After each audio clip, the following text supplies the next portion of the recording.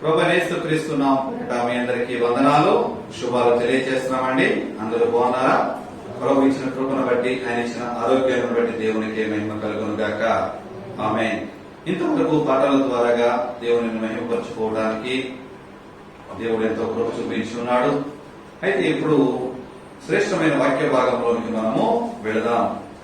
Hebrew పత్రిక 2వ అధ్యాయము 1వ వచనాన్ని చదువుకుందాం. హెబ్రీ పత్రిక 2వ అధ్యాయము 1వ వచనాన్ని చదువుకుందాం. కావున మనము వినిన సంగతులను విడిచిపెట్టి కొట్టుకొని పోకుంటున్నట్లు వాటి యందు మరి విశేష జాగ్రత్త కలిగి ఉండవలెను. ప్రార్థన చేసుకుందాం. దేవానికి స్తోత్రములు తండ్రి, పరిశుద్ధుడా, మహాపరిశుద్ధుడు, మహాగండమైన మా తండ్రి, మీకే వందనాలు స్తోత్రములు చెల్లించుండగా ఈ మధ్యాహ్న కాలంలో మరొక్కసారి మీ పాదములను స్తుతిస్తున్నాము ప్రభువా. చెప్పబడిన మాటలలోంచి తండ్రి ప్రభువా, అయ్యా ఏ వాక్య భాగము ద్వారా నాతో మాతో నువ్వు మాట్లాడదలేస్తున్నావు తండ్రి. అవును దేవా, మనుషులుగా మేము మాట్లాడలేము తండ్రి, నీ ఆత్మశక్తి లేనిదే మేము మాట్లాడలేము ప్రభువా. ఈ మధ్యాహ్న కాలం మందు ప్రభువా, నీ ఆత్మశక్తి గల మాటల ద్వారా మీరే నాతో మాతో మీరు మాట్లాడి మాలో ఉన్న లోపంలో మేము గుర్తిరిగేటట్లుగా మా మనోనేత్రంలో తెరవబడి వాక్యము ద్వారా మా ఆత్మను సరి చేసుకునే విడలగా నన్ను మమ్మల్ని వాడుకోమని యేసుక్రీస్తు అడుగుతున్నాను మా పేపర్లో తండ్రి. ఆమేన్. ఈ చదవబడిన లేఖన భాగం నుంచి కొన్ని పాఠాలుగా మనము మాట్లాడుకుంటున్నాం. అంటే పట్టుకునేటలో జాగ్రత్త. మన విన్న వాటిని ఏది కూడా విడిచిపెట్టే వారిగా ఉండకూడదు. మన విన్న వాటిని దేనినైనప్పటికైనా అది దేవుని వాక్యమును గట్టిగా పట్టుకునే వారిగా మనం జీవించాలి. మనం పట్టుకుంటాం, చాలా గట్టిగా పట్టుకుంటాం. ఎట్లు పట్టుకుంటాం? మనకు అవసరం లేని మాటలు,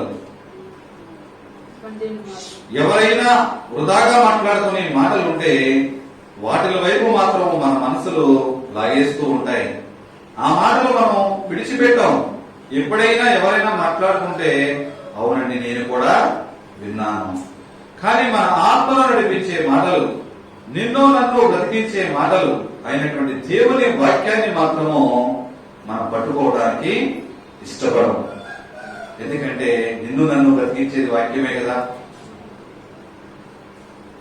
ఆ వాక్యాన్ని నువ్వు నేను గనక మనం పట్టుకుంటే గనక మన జీవితాలు ఎంతో ధన్యముగా ఉంటాయి. కానీ అటువంటి వాక్యాన్ని మనం పట్టుకుంటే లోకంలో ఉన్న పాపాలు చేయడానికి అవకాశం ఉండదు. ఆ వాక్యాన్ని పట్టుకుంటే అబద్ధములు మాట్లాడటానికి అవకాశం ఉండదు. ఆ వాక్యాన్ని పట్టుకుంటే దొంగతనములు చేయడానికి అవకాశం ఉండదు. ఆ వాక్యాన్ని పట్టుకుంటే లోకం అనే చెడు వైపు చూడటానికి అవకాశం ఉండదు. ఎప్పుడైతే మన హృదయంలో ఇవన్నీ కూడా పట్టుకుని బంధింపబడిన హృదయం ఉంటుందో ఆ వాక్యాన్ని మన హృదయంలోనికి వెళ్ళడానికి అవకాశము ఇవ్వదు. ఎందుకొరకంటే ఆ వాక్యానికి వెళ్ళడానికి లోపల నీ హృదయం అనే గుడారంలో నీ ఖాళీ ప్రదేశమే లేదు. ఎప్పుడైతే నీవు నేను మన గుడారమును ఎప్పటికప్పుడు శుద్ధి చేసుకుంటూ ఉంటామో ఆ శుద్ధి చేసుకున్నప్పుడు మాత్రమే మన హృదయంలోని వాక్యము చొచ్చుకు వెళుతూ ఉంటుంది. ఇదే మాటలను బట్టి మనము 3 మాటలను మనము మాట్లాడుకున్నాం. దేవుని స్వార్థపై అశ్రద్ధ, రెండవ మాటగా దేవునిపై అపనమ్మకం గురించి మనము మాట్లాడుకున్నాం. హెబ్రీకర్త 3వ హెచ్చరికగా మాట్లాడినటువంటి దారి తొలగిపోయే మాటల గురించి మనము మాట్లాడుకున్నాం. 4వ మాటగా ఏమనుకున్నాం మనం? తెలిసి పాపము చేయుట. ఏంటండి? తెలిసి పాపము చేయుట. తెలుసు ఈ మార్గము గుండా వెళ్ళకూడదు, తెలుసు, కానీ అదే మార్గము గుండా వెళుతూ ఉంటాం. పడిపోయిన తర్వాత అయ్యో ప్రభువా నేను పడిపోయాను, అయ్యో ప్రభువా నేను బలహీనురాలనయ్యాను, అయ్యో వ్యాధిగ్రస్తుడనయ్యాను. తెలుసు కదా ముందు ఆ మార్గం గుండా వెళితే నువ్వు బలహీనుడు అవుతావని, తెలుసు కదా నీకు ముందుగా ఆ మార్గము ముళ్ళ మార్గమని. అయినప్పటికైనా మనకు గుచ్చుకునే ముళ్ళు గుచ్చుకునే వరకు, మనకు తగిలే గాయము తగిలే వరకు ఉన్నటువంటి అనేక ప్రతికూలతలు మనలో వెంటాడే వరకు కూడా మనకి జ్ఞాపకం రాదు దేవుని వాక్యము.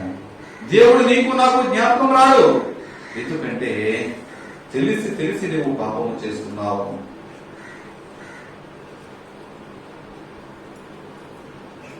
బైబిల్ గ్రంథంలో కూడా అనేక మంది భక్తులను మనం చూసుకున్నప్పుడు తెలిసి తెలిసే పాపం చేస్తూ ఉన్నారు. ఈ 4వ మాటల గురించి మనము హెబ్రీ కర్త ఏమి మాట్లాడుతున్నాడు అన్నది హెబ్రీ పత్రిక 10వ అధ్యాయము 26వ వచనాన్ని చదువుకుందాం. హెబ్రీ పత్రిక 10వ అధ్యాయము 26వ వచనాన్ని చదువుకుందాం. మనము సత్యమును గూర్చి అనుభవ జ్ఞానము పొందిన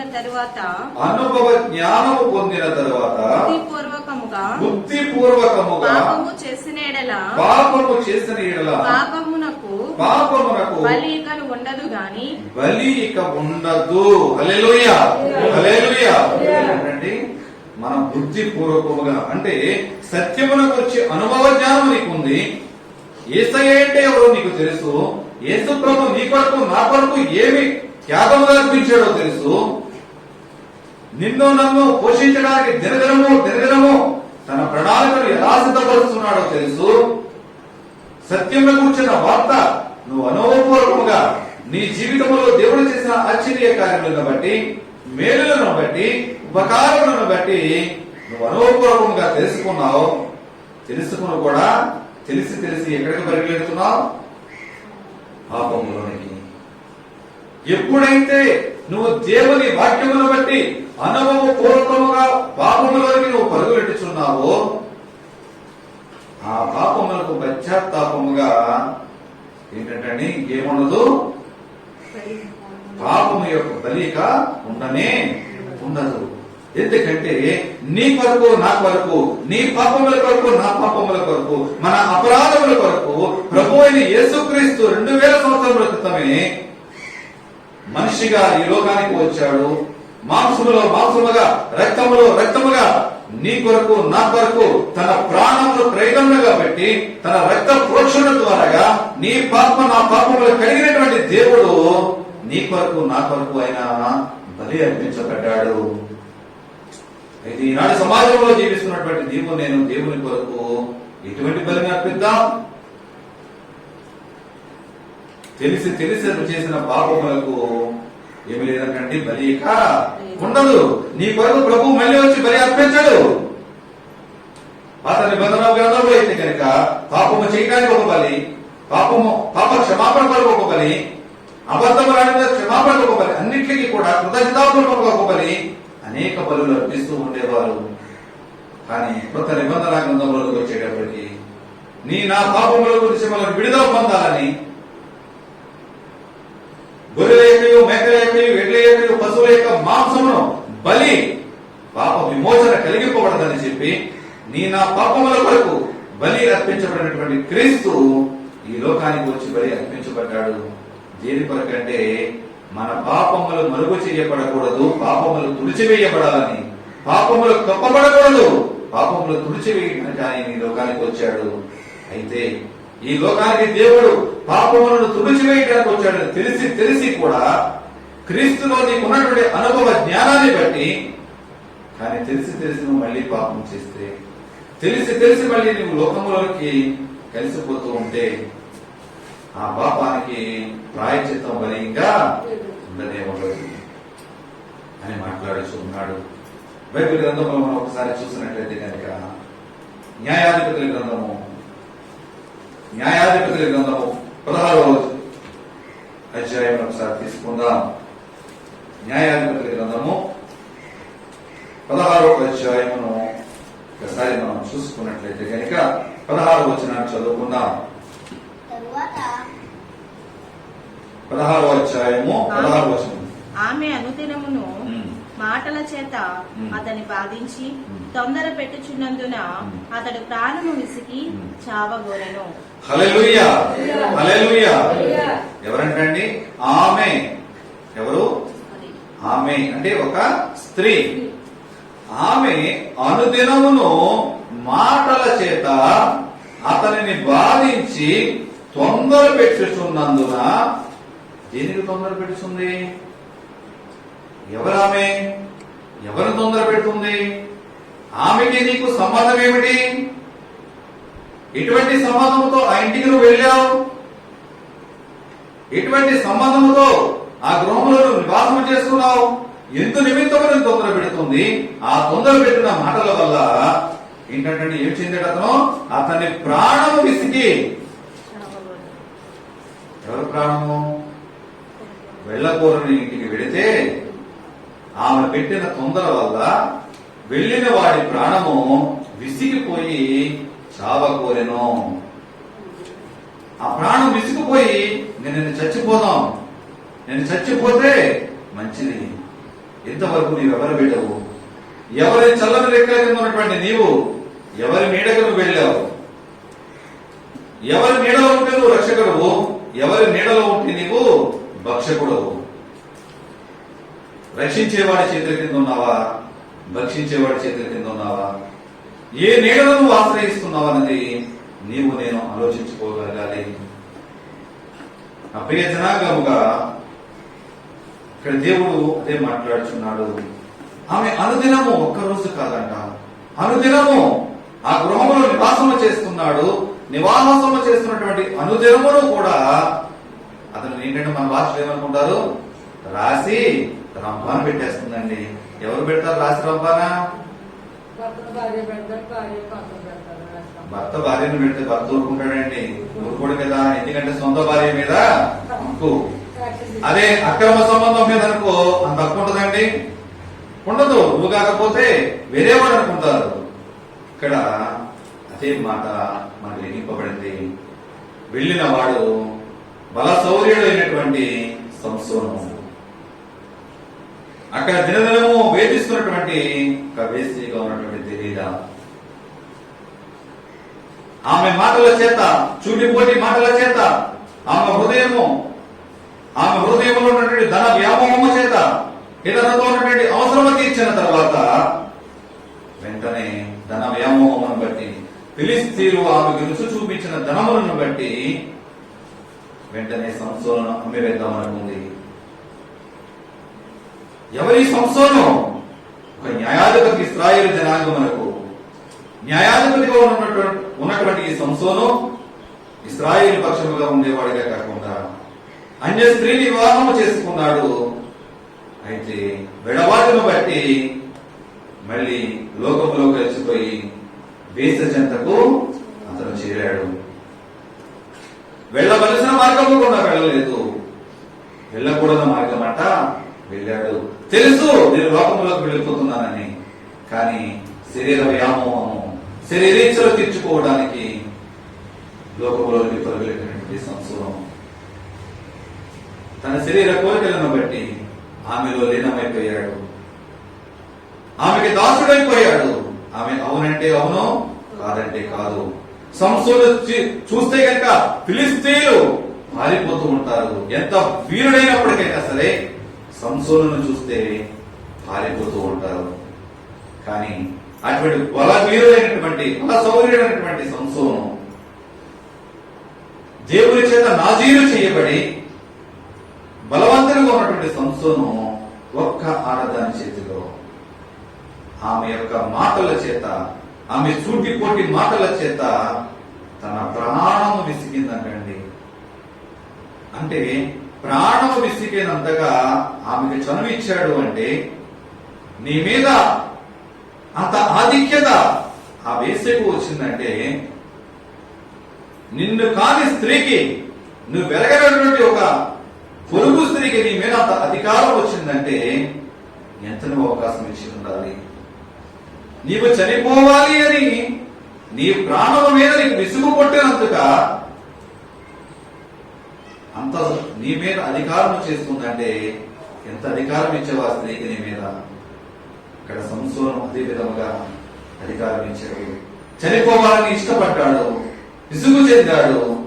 అయితే ఏమి తొందర పెడుతుంది అంటే, నీ బలం ఎక్కడి నుంచి వచ్చింది? ఇంతమంది యుద్ధ వీరులు నువ్వు చంపివేస్తున్నావు. నువ్వు లెగిసే సమయానికి ఫిలిస్తీయులు ఉన్నటువంటి యుద్ధ వీరులందరూ కూడా పారిపోతూ ఉన్నారు. నీ బలం ఎక్కడి నుండి వచ్చింది? ఒక్కసారి అబద్ధం చెప్పాడు. నేనంటే నీకు ప్రేమ లేదు, అందుకే నువ్వు నాకు అబద్ధం చెప్తున్నావు. రెండోసారి చెప్పాడు, అయినప్పటికైనా నిజం చెప్పలేదు. రెండోసారి అదే విధముగా తిడుతూ మొదలుపెట్టింది. నువ్వు నా మీద ప్రేమ ఉంటే కనుక నువ్వు నాకు నిజమో చెప్తావు. అయితే మళ్ళీ లాలించింది, పాలించింది. మూడోసారి చెప్పాడు, అయినప్పటికైనా మూడోసారి చెప్పలేదు. అక్కడి నుంచి తిట్లు మొదలైనది. రోజు రోజు రోజు రోజు తన మాటల చేత హృదయాన్ని గాయపరుస్తుంది. ముమ్మారు నువ్వు నన్ను మోసం చేస్తావు. ఎన్నిసార్లు అంటే 3 సార్లు మోసం. ఈ 3 సార్లు ఉన్న మోసము ఎక్కడ ఉంటుంది? మళ్ళీ మనకి ఎక్కడ కనిపిస్తూ ఉంటుంది? యేసు ప్రభువును అమ్మివేస్తున్నప్పుడు కోడి 3వసారి కోయక ముందు నీవు నన్ను ముమ్మారు ఎదురని చెప్తావు. ఇక్కడ సంసోను కూడా దిలీల వల్ల 3 సార్లు మోసం చేసి తప్పించుకున్నాడు. అయినప్పటికైనా అయ్యో నా బలమును చెప్తే నేను ఏమైపోవాలి, నేను ఇప్పుడైనా దారి తొలగిపోయి ఉన్నాను, ఇప్పుడైనా నా దేవుల వైపు నేను తిరుగుతాను అన్న పశ్చాత్తాపం లేదు సంసోనికి. చనిపోవడానికైనా సిద్ధపడ్డాడు, కానీ పాపములో బంధింపబడి బయటకు రాలేకపోతున్నాడు. దేని కొరకంటే తెలిసి తెలిసి పాపం చేశాడు కనుక. తెలిసి తెలిసి పాపము చేశాడు. ఇందాక మనం పాడుకున్న ఒక్క మాట చాలు ప్రభువా, ఒక్క మాట చాలు. అవునండి, ఎందుకంటే అతనిలో ఉన్న పాపములు ఎప్పుడు గుర్తెరగాడు అంటే కనుక ఫిలిస్తీయులు వచ్చి అతను బంధించినప్పుడు. ఎందుకు బంధించగలిగారు అంటే కనుక ఆ వేశ్యకు నిజము చెప్పాడు. నేను నా తల్లి గర్భములో పుట్టిన కాడి నుంచి ఇంతవరకు కూడా నేను దేవునితో నాజీరు చేయబడ్డాను, ఇంతవరకు మంగళి కత్తి నా నెత్తి మీదకు వెళ్ళలేదు. ఎప్పుడైతే నాకు క్షౌరము చేపిస్తావో నాలో నా బలవంతీయు కూడా వెళ్ళిపోయి నేను సామాన్య మనుషులుగా ఉంటానన్నప్పుడు వెంటనే ద్రాక్షారసము పట్టించింది, తొడ మీద పడుకోబెట్టుకుని లాలించింది. మత్తుగా పడుకున్న తర్వాత ఒక వ్యక్తిని పిలిపించి జడలు గురిగించేసింది. పక్కన ఫిలిస్తీయులు దాచిపెట్టి పిలుస్తుంది, సంసోను నీ మీద ఫిలిస్తీయులు వస్తున్నారు. ఇప్పుడు మామూలుగా తల చూద్దాం అనుకున్నాడు, కానీ ఏమి లేదని నెత్తి మీద జుట్టు లేదు. అప్పటికే దేవుడు అతన్ని విడిచిపెట్టి వెళ్లిపోయాడు. నువ్వు పాపములో ఉన్నప్పటికైనా, నువ్వు వ్యభిచారంలో తిరుగుతున్నప్పటికైనా దేవుడు నువ్వు మారతావు, నువ్వు మారతావు, నువ్వు మారతావు అని చెప్పి నీ వెంటే నిన్ను కాపాడుతూ ఉన్నాడు. ఇకనైనా మారకపోతావని సంసోనుని అప్పటి వరకు అదే విధంగా కాపాడుతూ వచ్చాడు. 4వసారి అతను నిజం చెప్పినప్పుడు అతనిలో ఉన్నటువంటి బలము పోయితే ఫిలిస్తీయులు వెంటనే వచ్చారు. ఇత్తడి సంఖ్యల చేత అతను బంధించి తీసుకు వెళ్లిపోయారు. అతను 2 కళ్ళు పీకివేశారు, బందీగా బంధించారు. బంధింపబడినటువంటి సంసోను అతని దేవత కొరకు బలి అర్పించడానికి, అంటే ఫిలిస్తీయుల యొక్క దాగోను దేవత బలి అర్పించడం వరకు వారికి పండగ ఆచరించుకుంటే, వారికి సరదాగా వాళ్ళు చెప్పుకోవడానికి, హేళన చేయడానికి ఎవరిని చేద్దాం అనుకుంటే ఈ సంసోను వాళ్ళకి గుర్తుకు వచ్చాడు. అయితే ఈ సంసోనుని బలి అర్పిస్తే బాగుంటుంది, సంసోనుతోనే మనము హేళన చేద్దామని చెప్పి, అతనితోనే మనము కాలక్షేపం చేద్దామని చెప్పి ఆ దాగోను గుడిలోనికి అతను తీసుకువెళ్ళినప్పుడు ఒక స్తంభానికి అతను చెరబడతాడు. అయితే అక్కడ ఉన్న వాళ్ళని అడుగుతాడు, ఈ స్తంభం, ఈ గుడికి ఎన్ని స్తంభాలంటే 2 స్తంభాల మీద ఈ గుడి ఆధారపడి ఉన్నదన్నప్పుడు, అయితే ఆ 2 స్తంభాలకి బంధింపబడినటువంటి ఈ సంసోను దేవుడిని ఎప్పుడు వేడుకుంటూ ఉంటాడు.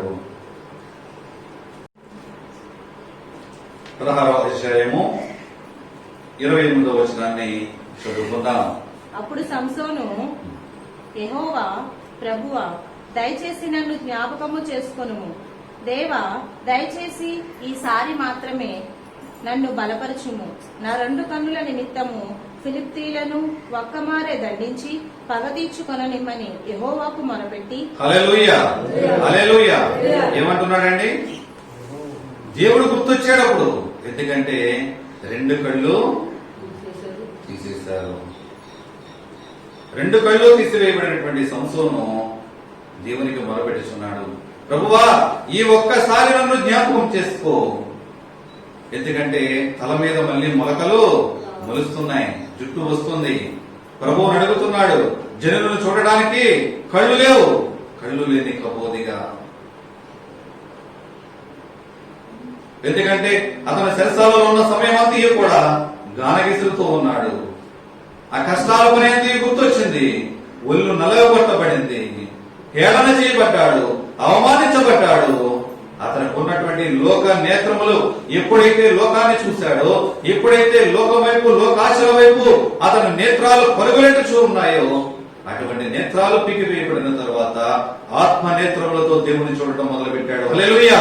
ప్రభువా, ఒక్కసారి నన్ను జ్ఞాపకం చేసుకో, నా కళ్ళు తీసినటువంటి ఈ ఫిలిస్తీయుల మీద ఒక్కసారి పగ తెచ్చుకున్నటకు నాకు సహాయం చేయమని చెప్పి ఆ దాగోని కూడుకున్నటువంటి 2 పిల్లల మీద నిలబెట్టి ఆ 2 పిల్లలను కూడా గట్టిగా పెట్టి లాగినప్పుడు వారితో పాటు నేను కూడా చనిపోవడానికి సిద్ధమే అని చెప్పి ఆ స్తంభములు 2 గట్టిగా లాగితే బిడ్డ మొత్తము పడిపోయిందండి.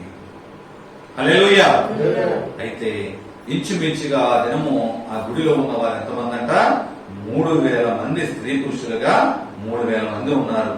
ఆ 3000 మందితో పాటు ఈ సంసూరం కూడా చనిపోయాడు. ఎందుకు చనిపోయాడు? దేని గురించి చనిపోయాడు? అతను చేసిన పాపములను బట్టి. తన జీవిత కాలం అంతా కూడా ఫిలిస్తీయుల మీద దండెత్తు వచ్చినప్పుడు ఎంతమందిని చంపాడో, ఈ కళ్ళు పోయిన తర్వాత తన పాపముల నుంచి, తన ఆత్మ నేత్రముల నుంచి దేవుడికి ఎప్పుడైతే విజ్ఞాపన చేసి ఉన్నాడో, ఆ విజ్ఞాపన చేసినటువంటి సంసోను మొరవినటువంటి దేవుడు వెంటనే ఆ మొరాల పెట్టి తన జీవిత కాలమంతా చనిపోయిన వారి కంటే అత్యధికమైన శత్రువుల మీద పగ తీర్చుకునే భాగ్యాన్ని సంసోనుకి దేవుడు అవకాశం ఇచ్చి ఉన్నాడు. తన లోపమును తాను ఎప్పుడు గుర్తెరిగాడు? ఈ లోక నేత్రములను మూసివేయబడిన తరువాత. నా ప్రియ సహోదరి, సహోదరుడిగా, నా ప్రియ సంఘముగా, నీవు నేను, నీ నా నేత్రములు ఎక్కడ ఉన్నాయి? నీవు నేను ఏ నేత్రములు గల వారిగా మనం జీవిస్తున్నాం? ఎక్కడికి పరుగులెడుచున్నాం నీవు నేను అనేది మనం ఆలోచించగలగాలండి. మానవ నేత్రంలో ఉన్నంతసేపు కూడా సంసోను గుర్తిరగలేదు దేవుణ్ణి. ఎప్పుడైతే శత్రువుల మధ్యలో అతను నేత్రములు తీగబడ్డాయో, ఎప్పుడైతే రక్షకుడు దగ్గర నుండి భక్షకుడు నీడలోకి అతను వెళ్ళాడో, ఆ భక్షకుడు భక్షించడం మొదలు పెట్టాడు. అంతవరకు కండల వీరుడుగా ఉన్నాడు. అప్పటి వరకు ఒక బలవంతుడిగా జీవించాడు. ఇతను చూస్తే పరుగులెట్టే ఫిలిస్తీయులు ఈ సంసోను ముందుకు వచ్చి గంతులు వేస్తున్నారు. ఈ సంసోను ముందుకు వచ్చి హేళన చేస్తున్నారు.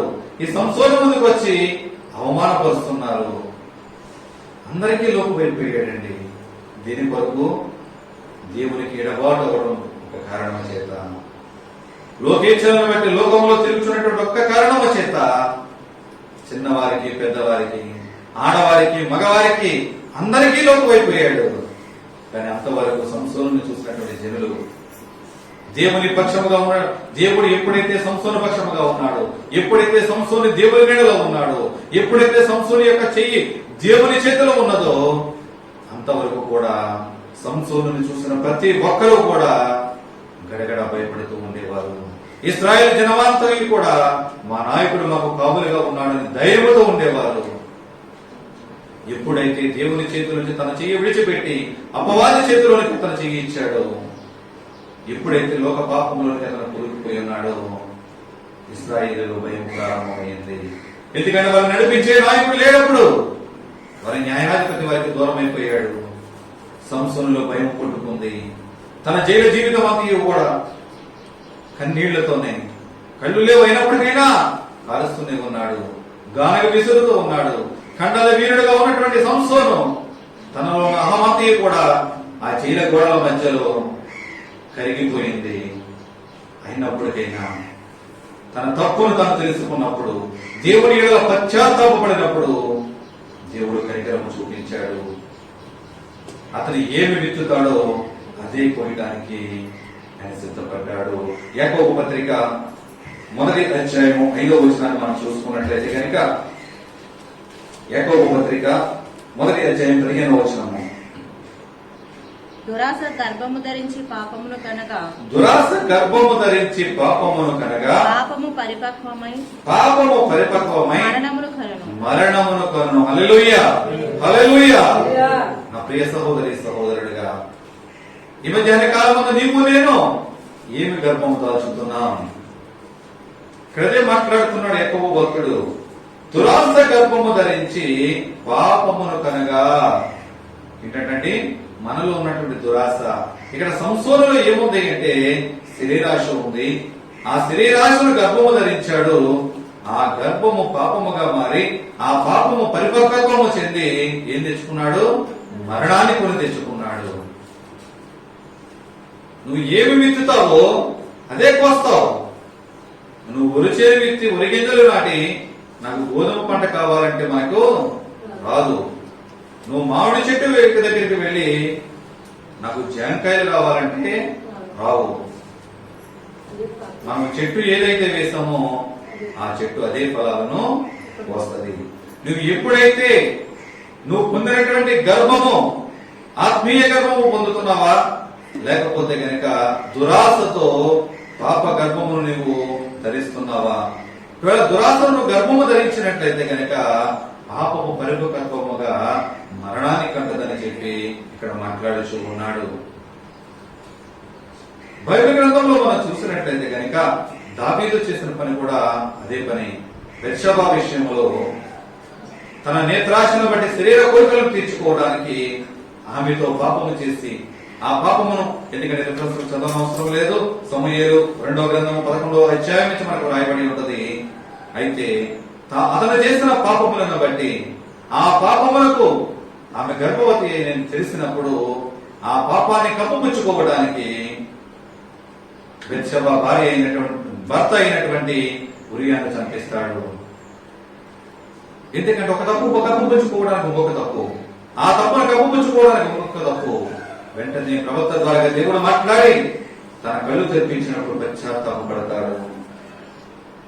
దురాశను గర్భము ధరించి పాపమును మోస్తూ ఆ పాపమును పరిపక్వమై బిడ్డని కన్నప్పుడు ఆ బిడ్డ నిలవనేరడు, చనిపోతాడు. ఎప్పుడైతే ఏ పాపము ద్వారా అయితే పాప వ్యామోహములోనికి అతను వెళ్ళాడో, దేవుని విడిచిపెట్టి ఎప్పుడైతే అపవాది నీడలోనికి దావీదు వెళ్ళగలిగి ఉన్నాడో, తను చేసిన పాపముల చేత తన సంతానంలో నుంచి అదే పాపము మళ్ళీ పుట్టుకొచ్చింది. తన కుమారుడైనటువంటి అమ్మోను తన చెల్లెలైనటువంటి తామారుతో వ్యభిచారం చేస్తాడు. ఎంతటి పాపం అండి! అన్నా చెల్లెలు ఒక తండ్రి బిడ్డలు అయినప్పటికైనా తన చెల్లి యొక్క అందమును చూసినటువంటి అమ్మోను వెంటనే ఆమె ఏమైనా లోపరుచుకోవాలి అనుకుంటాడు. కూడా ఉన్నటువంటి స్నేహితుడు ఒక చెడు ఆలోచన చెప్పుతాడు, తప్పుడు ఆలోచన చెప్పుతాడు. ఆ ఆలోచనకి అవలంబించినటువంటి అమ్మోను తండ్రితో మాట్లాడతాడు. నా చెల్లి అయినటువంటి తామారు వచ్చి నేను చూస్తుండగా నాకు వంటకము చేసి నాకు పెట్టినట్లయితే కనుక నేను బలము పొందుతాను అని మాట్లాడినప్పుడు ఏ కపటము లేనటువంటి దావీదు, అమ్మా నీ అన్నగారు కాయలో పడి ఉన్నాడు కనుక నువ్వు వెళ్ళి నీ అన్నగారికి నీవు ఆహారం వండి పెట్టు, సిద్ధపరచు అని చెప్పి తామారును పంపిస్తాడు. అయితే తామారును పంపించినప్పుడు చదువుకున్నాం. సమూయేలు రాసినటువంటి 2వ గ్రంథము 2వ సమూయేలు 13వ అధ్యాయము 11వ వచనాన్ని చదువుకుందాం. 2వ సమూయేలు 13వ అధ్యాయము 11వ వచనం. సమూయేలు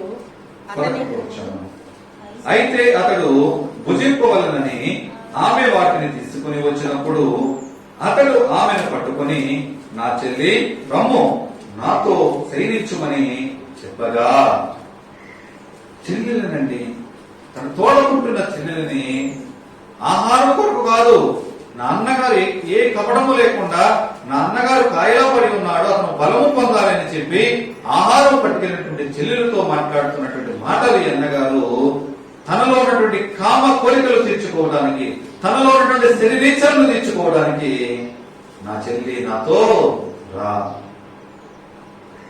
చెల్లెలు ప్రాధేయపడుతుంది, అన్నా ఇటువంటి దుష్కార్యం నువ్వు చేయకూడదు, ఇశ్రాయేలుకి ఇది అవమానకరమైన కార్యము, నన్ను అవమానించొద్దు, నా ఎడల నువ్వు దుష్కారము చేయొద్దని ఎంత బ్రతిమాలుకున్నా కూడా ఆయన వినడు. అయితే ఆ పాపానికి పరిహారముగా అతను కూడా మరణం పొందినట్లుగా, అబ్షాలోము చేతిలో అమ్మోను హతమార్చబడినట్లుగా బైబిల్ గ్రంథం తెలియజేస్తుంది. దేని కొరకంటే ఎప్పుడైతే ఇటువంటి దురాశను అతను గర్భము ధరించాడో, ఇటువంటి దురాశ చేత అయితే ఆమె చెల్లెలను లోపరుచుకున్నాడో, ఇటువంటి దురాశ చేతనైతే ఆమెను వశపరుచుకోవటానికి అతను పాపమును గర్భమును ధరించి ఉన్నాడో, ఆ పాపానికి పరిహారముగా అతను మరణము పొందినట్లుగా, అతను దురాశకు ప్రతిఫలముగా ఆ ఫలము ఫలించినదిగా మరణానికి దారి తీసినట్టుగా అమ్మోను జీవితము కూడా మనకు కనిపిస్తూ ఉంటుంది. ఈ ఇరువురు భక్తులను కూడా మన మధ్యలో మనం జ్ఞాపకం చేసుకున్నాం. అయితే జ్ఞాపకం చేయబడినటువంటి ఇరువురు భక్తులు కూడా దేవుని బిడ్డలే. దేవుని వాక్యం అంటే తెలుసు, దేవుడంటే ఏమిటో తెలుసు.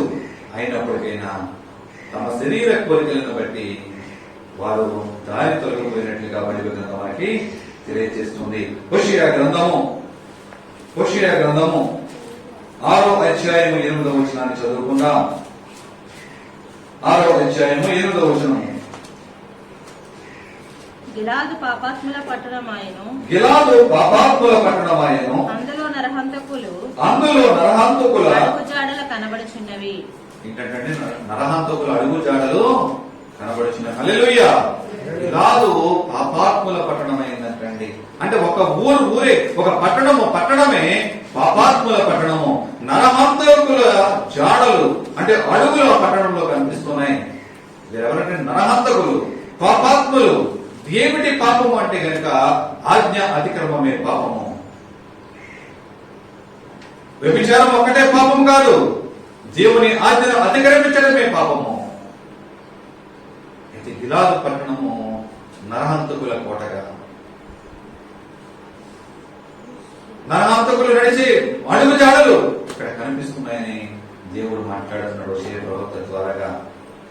సంసోనును మనం చూసుకున్నట్లయితే దేవుడు ఎవరితోనూ స్నేహము చేయకూడదని చెప్పాడో, ఇశ్రాయేలు ప్రజలు ఏ ప్రజలతో అయితే స్నేహము చేయకూడదని చెప్పి సంఖ్యాకాండం ద్వారా దేవుడు మాట్లాడుచున్నాడో అదే ప్రజలతో. ఎందుకంటే మీకు ఫిలిస్తీన్ల మీద, కనానీయుల మీద, ఫిలిస్తీన్ల మీద, యెబూసీయుల మీద, ఈ అందరి మీద కూడా మీకు విజయాన్ని సమకూర్చాను, కానీ వారితో మీరు స్నేహం పెట్టుకోకూడదని చెప్పినప్పుడు అదే కనానీయురాలు అయినటువంటి ఎలీయాతో స్నేహం పెట్టుకొని అతను పాపములో కూరుకుపోయాడు.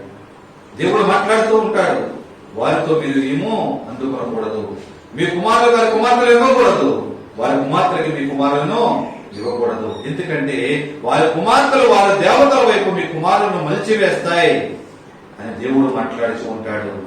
అయితే ఈ పాప వ్యామోహంలో దేవుని యొక్క మాటలను పెడచెవిన పెట్టినటువంటి సంసోను కనాను స్త్రీ అయినటువంటి దిలీలలో పడి అతను భ్రష్టుడైపోయి మరణాన్ని కొని తెచ్చుకున్నాడు. అయితే ఈ పాపములకు విరుగుడుగా ఏమి చేయాలి, మనము ఏమి చేస్తే పాపానికి పరిహారముగా మనం ఉండగలము అన్నది మనము ఆలోచించినట్లయితే కనుక యోహాను రాసినటువంటి మొదటి పత్రిక 1వ అధ్యాయము 9వ వచనాన్ని చదువుకుందాం. యోహాను రాసినటువంటి మొదటి పత్రిక 1వ అధ్యాయము 9వ వచనము. మన పాపములను మనము ఒప్పుకొనిన ఎడల ఆయన నమ్మదగిన వాడును నీతిమంతుడును గనుక ఆయన మన పాపములను క్షమించి సమస్త దుర్నీతి నుండి మనలను పవిత్రులుగా చేయును. హల్లెలూయా, హల్లెలూయా. నువ్వు ఎంత పాపమైనప్పటికైనా, ఎంత దుర్మార్గుడుగా దుష్టుడిగా జీవిస్తున్నప్పటికైనా, ఒకవేళ ఒక దొంగగా ద్రోహిగా నా బ్రతుకులో ఉన్నప్పటికైనా, క్రీస్తుని ఇంతవరకు ఎరిగినటువంటి నీవు క్రీస్తులో నివాసము చేస్తున్నట్లుగా నువ్వు మార్చబడిన తర్వాత, మారుమనసు చెందిన తర్వాత, ఎప్పుడైతే మన పాపములను ఒప్పుకొని విడిచిపెట్టినట్లయితే గనక ఏంటంటే ఒప్పుకోవడమే కాదు, అయ్యా ఈ రోజు నేను ఒక పెన్నీసు దొంగతనం చేశాను, నా తప్పు క్షమించండి. రేపు పొద్దుట ఏం దొంగతనం చేస్తాం? పెన్నిసులు దొంగతనం చేస్తాం. అయ్యో ప్రభువా, ఈ రోజు నేను పెరుసులు దొంగతనం చేశాను కనుక నన్ను క్షమించు. ఎందుకంటే మన దేవుడు ఎలాంటి వాడు? క్షమించే దేవుడు. మన దేవుడు ఎలాంటి వాడు? కృపగల దేవుడు. కృపగల దేవుడు కనుక ఆ కృపాకాలంలో బ్రతుకుతున్నటువంటి నీవు నేను కూడా దేవుడు క్షమాపణ ఇస్తున్నాడని చెప్పి అలా క్షమాపణ అడుక్కుంటూ వెళ్ళిపోతే, నువ్వు దొంగతనం చేసిన క్షణమే నువ్వు చనిపోతే ఎవరు క్షమాపణ అడుగుతావు? అడగడానికి అవకాశము లేదు. అదే ఇక్కడ భక్తుడు మాట్లాడుచున్నాడు. మన పాపములను మనం ఒప్పుకొని ఎడల ఆయన నమ్మదగిన వాడును నీతిమంతులను కనుక మన పాపములను క్షమించి సమస్త దుర్నీతి నుండి మనల్ని పవిత్రులుగా చేయను. మన పాపములను ఒప్పుకోవాలి. ఒప్పుకున్న పాపములను తిరిగి మన దగ్గరికి రాకుండా ఆ పాపములను మనము విడిచిపెట్టగలగాలి. ఒకవేళ విడిచిపెట్టలేని పక్షంలో కుక్క వాంతుకు ఎదురు తిరిగిన రీతిగా నీ నా జీవితాలు ఉన్నట్లే. కడగబడిన పంది ఏ విధముగా అయితే బురదలో దొరుకుతానికి పెడుతుందో అదే విధముగా నీవు నేను కూడా ఏ పాపమునైతే నువ్వు విడిచిపెట్టి వచ్చున్నావో, ఏ పాపముని కడగమని దేవుని చెత్త పశ్చాత్తాప హృదయంతో అడుగుతున్నావో అదే పాపములో నువ్వు మళ్ళీ అదే పాపపు బురదను నువ్వు అంటించుకున్నట్లే ఎన్నాళ్ళ నీవు ఆ పాపం అనే బురదలో నువ్వు తిరుగుతున్నంత కాలము కూడా క్రైస్తవుడుగా బ్రతుకుతున్నామన్న పేరు మాత్రమే గాని నీవు నేను మృతులమే. గిలాదు పట్టణం అదే విధముగా పాపబంధకాలలో బంధింపబడి ఉన్నది. జనులు వినవల్లని ప్రజల వలె నరాంతకుల అడుగుజాడలు ఆ పట్టణంలో కనిపిస్తున్నాయి. ఆజ్ఞ అతిక్రమంతో పాపంలో చేస్తున్నారు. దేవునికి వ్యతిరేకమైన కార్యములు చేస్తూ ఆయాసం పుట్టిస్తున్నారు. నీలో ఉన్న ఏ కోరికైనప్పటికైనా లోకాశలను బట్టి, లోకమనే అన్య ఆచారాలను బట్టి దేవుని మరొకసారి సిలువ వేయాలని చూస్తున్నావేమో, దేవునికి ఆయాసం కలిగించాలని నువ్వు చూస్తున్నావేమో. ఆలోచిద్దాం నా ప్రియ సహోదరి సహోదరుడిగా. యోహాను రాసినటువంటి మొదటి పత్రిక 2వ అధ్యాయం 1వ వచనాన్ని కూడా ఒకసారి చదువుకుందాం. నా చిన్న పిల్లలారా, పాపము చేయకుండుటకై మీరు పాపము చేయకుండుటకై ఈ సంగతులను మీకు రాయిచున్నాను. ఎవడైనను పాపము చేసిన ఎడల నీతిమంతుడైన యేసుక్రీస్తు అను ఉత్తరవాది తండ్రి యొద్ద మనకు ఉన్నాడు. హల్లెలూయా. ఏమని సంబోధిస్తున్నాడంటే, చిన్న పిల్లలారా. ఎన్ని రోజులున్నా మనము చిన్నపిల్లలమే దేవుని దృష్టిలో. అదేంటంటే, చిన్నపిల్లలు తప్పు చేయరా? తప్పు చేస్తారు. అయినప్పటికైనా పశ్చాత్తాపం పడతారు. ఎక్కడ నీలో పశ్చాత్తాపం? చిన్నపిల్లలు రైతు నువ్వు తప్పు చేయకూడదు అంటే మళ్ళీ చేయడానికి వెళ్ళరు. కానీ నువ్వు నేను ఆగుతున్నావా? దొంగతనం చేయకూడదా అంటే అదే దొంగతనం చేస్తాం. వ్యభిచారం చేయకూడదా అంటే అదే వ్యభిచారంలో తిరుగుతూ ఉంటాం. మన నోటి ద్వారాగా బూతి మాటలు రాకూడదు అంటే కనుక అదే బూతి మాటలు వస్తూ ఉంటాయి. లోక ఆచారంలో కూడా మనం వెళ్ళకూడదా అంటే తెల్లారితే మళ్ళీ లోక ఆచారంలో కూడానే మనము పరుగులెడుతూ ఉంటాం. ఎక్కడ నీలో క్రైస్తవ్యం? ఎన్నాళ్ళ నుంచి నీవు బైబిల్ పట్టుకుని నీవు నేను క్రైస్తవులు అని చెప్పుకుంటున్నావు. నువ్వు లోక ఆచారాలను పాటించినంత కాలము కూడా, నువ్వు లోకమనే పాప బతకాలను బంధింపుకున్న రోజులను కూడా క్రైస్తవులుగా మనం పేరు పెట్టుకున్నామే తప్ప అన్నిటికీ నీకు నాకు తేడా లేదు. అదే మాట్లాడుతున్నాడు. చిన్నపిల్లలారా, ఇప్పుడైనా నీవు నేను పాపము చేయకుండా ఉండాలంటే తండ్రి దగ్గర మనకు ఒక ఉత్తరవాది ఉన్నాడు. ఆయనే ప్రభువైన క్రీస్తు ఉన్నాడు. ఆ ఉత్తరవాది దగ్గర నువ్వు ఎప్పుడైతే విజ్ఞాపన చేస్తావో, నీ పాపముల అపరాధాలను ఒప్పుకొని విడిచిపెడతావో, ఆ పాపములకు నీ తరపుగా వ్యాజ్యం ఆడటానికి, నీ తరపుగా ఒక న్యాయాధిపతిగా ప్రభువుని యేసుక్రీస్తు ఆయన ఎప్పుడు కూడా సిద్ధముగా ఉన్నాడు. ప్రయాసపడి భారం పోసిన సమస్త జనులారా నా ఎందుకు నేను మీకు విశ్రాంతి కలిగజేస్తాను. ఎక్కడ నీ ప్రయాస? లోకమనే పాపగుండంలో ప్రయాసపడుతున్నావా? లేకపోతే దేవుని కొరకు దేవుని రాజ్య సువార్తలో ప్రయాసపడుతున్నావా? ఆలోచించగలుగుదాము. ఎందుకంటే క్షమాపణ లేని పాపము ఏమిటి అంటే కనుక క్రీస్తును మనం అంగీకరించకపోవడమే. ఆయన బలిని నీవు నేను అంగీకరించకపోవడమే క్షమాపణ లేని పాపము. ఆయనే నిత్య దేవుడని, నిజమైన దేవుడని, ఆయనే పరిశుద్ధుడని, త్రియేక దేవునిగా ఉన్న దేవుడు మన ప్రభు అయిన యేసు క్రీస్తు మాత్రమే అని చెప్పి నువ్వు అంగీకరించకపోతే గనక అదే నిజమైన పాపము, అదే క్షమాపణ లేని పాపము. ఏది అంటే క్రీస్తును అంగీకరించకపోవడం. నీ కొరకు నా కొరకు ఆయన కలువరి శిలువలో రక్తము చిందించాడు అని నువ్వు నమ్మకపోతే గనక అది దేవుడి నామాన్ని దూషించినట్లు, క్షమాపణ లేని పాపము. నా ప్రియ సహోదరి సహోదరుడిగా ఇంతవరకు లోకములను బట్టి, లోకాశలను బట్టి తప్పిపోయి ఉన్నావేమో. తెలిసి తెలిసి ఒకవేళ పాపములు చేస్తూ ఉన్నావేమో. తెలిసి తెలిసి ఇంతవరకు దోషణలు చేస్తూ ఉన్నావేమో. తెలిసి తెలిసి ఇంతవరకు లోక ఆచారాలు కూడా పరుగులెట్టుచున్నావేమో. తెలిసి తెలిసి అపవిత్రమైన మాటల ద్వారాగా నీ నోటిని వాడుతున్నావేమో. పవిత్రమైనటువంటి ఆశీర్వాదాలు రావాల్సినటువంటి నీ నోటి ద్వారాగా, శుభవచనములు పలకవలసినటువంటి నీ నోటి ద్వారాగా అశుభాలు కలుగుతూ, అపవిత్రమైన మాటల ద్వారాగా, దోషకరమైన మాటల ద్వారాగా ప్రభువైన యేసుక్రీస్తుని లోకములో మరొక్కసారి సిలువ వేస్తున్నావేమో. సరి చేసుకుందామా దేవుని దగ్గర? దేవుని పాదములు పట్టుకొని ఒప్పుకుంటే గనక ఆయన క్షమించే దేవుడు, నిన్ను రక్షించే దేవుడు, నిన్ను కాపాడే దేవుడు, నీకు విడుదల కలిగించే దేవుడు, తన రక్షణలో, తన సంరక్షణలో నిన్ను స్వాధీనపరుచుకునే దేవుడు. కనుక అటువంటి దేవుడిని మనం వేడుకుందాం, విజ్ఞాపన చేద్దాం. మన పాపము నుంచి విడుదల పొంది మన విన్న మాటలను బట్టి మాదిరికరముగా తీసుకున్నటువంటి సంసోను వలె మనం ఉండకుండా, అమ్మోని వలె మనం జీవించకుండా, దేవుని యొక్క కృతజ్ఞత భావముతో ఆయన ఆజ్ఞాపించిన ఆజ్ఞలను, ఆయన మాటలను గట్టిగా పట్టుకునే వారిగా మనం ఉండి, ఆయన మాటలను ఎప్పుడు కూడా పెడచెవిలో పెట్టేవారిగా కాకుండా ఆ మాటలను మన జీవితాలలో మలుచుకుంటూ వాక్యానుసారంగా జీవించే విడలుగా కొనసాగుదాం. అటువంటి ఒక పరిశుద్ధాత్మ దేవుని అందరికీ కలుగజేయుగాక. ఆమేన్. ప్రార్థన చేసుకుందాం. దేవాన్ని స్తోత్రములు తండ్రి, పరిశుద్ధుడా, మహాపరిశుద్ధుడు, మహాగరుడైన మా తండ్రి, మీకే వందనాలు స్తోత్రములు చెల్లించున్నాము. ఇంతవరకు మీరు మాతో మాట్లాడిన మాటలను బట్టి మీ పాదముల చెంతబడి ప్రార్థిస్తుండగా కనికరించండి ప్రభు, కరుణించి ఆదరించబడి వచ్చున్నాము తండ్రి. అయ్యా చెప్పబడిన మాటలు ఏది కూడా వృధాగా పోకుండా ముఖదంతులుగా నూరంతులుగా బలభద్రంగా పడుకోండి ప్రభువా. వినబడి బిడ్డలు తండ్రి ప్రభువా, ఏ బిడ్డలు కూడా మీరు స్వీకరించు తండ్రి ప్రభువా. అనేక మంది బిడ్డలు విని అయ్యా విశ్వాసము గల వారిగా తమ పాపం ఒప్పుకొని విడిచిపెట్టి నీలో ముందుకు కొనసాగి బిడ్డలుగా వాడుకోండి ప్రభువా. అయ్యా ఇంతవరకు మా జీవితాలు ఎక్కడైనా దారి తొలగిపోయిన వారిగా మేము జీవిస్తుంటే కనుక ప్రభువా, ఈ మధ్యాహ్న కాలం మందు మా తప్పుల అపరాధాలు ఒప్పుకొని విడిచిపెట్టుచున్నాము. దావీదు కుమారుడు మమ్మల్ని దాటిపోవద్దయ్యా. ఒక్కసారి కనికరించి ఈ దినమంతే అయ్యా పరిశుద్ధంగా పవిత్రంగా జీవించి బిడ్డలుగా నన్ను మమ్మల్ని వాడుకుని కృప చూపించి నీ ఆత్మ నడిపింపు మా అందరికీ దయచేసి కృప చూపించమని యేసుక్రీస్తు అడుగుచున్నాను మా పేపర్లో ఒప్పుకుందండి. ఆమేన్, ఆమేన్, ఆమేన్.